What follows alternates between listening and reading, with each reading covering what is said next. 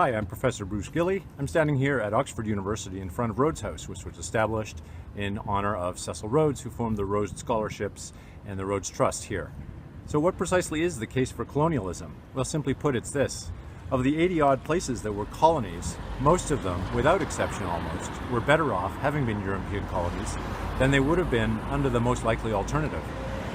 The question, of course, is what was that likely alternative? And I would say there were three main alternatives for most places that were colonized. One was to have been colonized by an indigenous empire or a local rival group. For most of them, some other form of empire was the most likely alternative.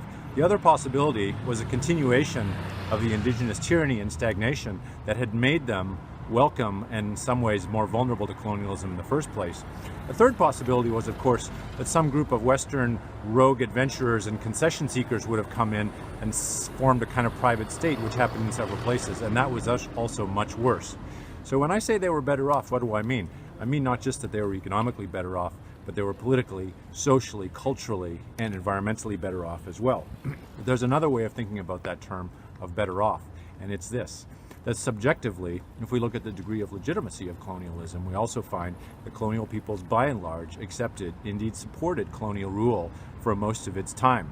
They not only volunteered to serve in its armed forces, paid their taxes, worked for colonial governments, but most importantly, they moved closer to centers of colonial rule, more intensive colonial centers.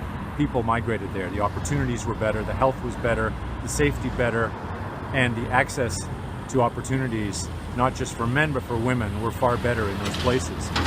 So what happens then when we talk about the atrocities and the problems and the bad stuff that happened? Well, not surprisingly, 150 years of ruling over the half of the world, there were a lot of problems with government, a lot of government failures, a lot of things that were condemned, rightly so, and which were in some ways government failures not just locally but of the colonial power themselves. However, in very few cases, I would say in no cases, did those colonial failures invalidate colonial rule itself. They never rose to the level where overall that society would have been worse off, or that they were so egregious as to invalidate colonial rule.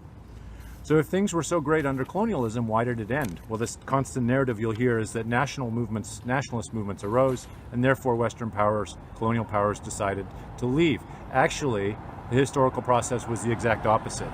Western powers decided to leave for reasons having to do with post-war difficulties and international politics, in particular the Cold War, and only after they decided to leave did nationalist movements arise.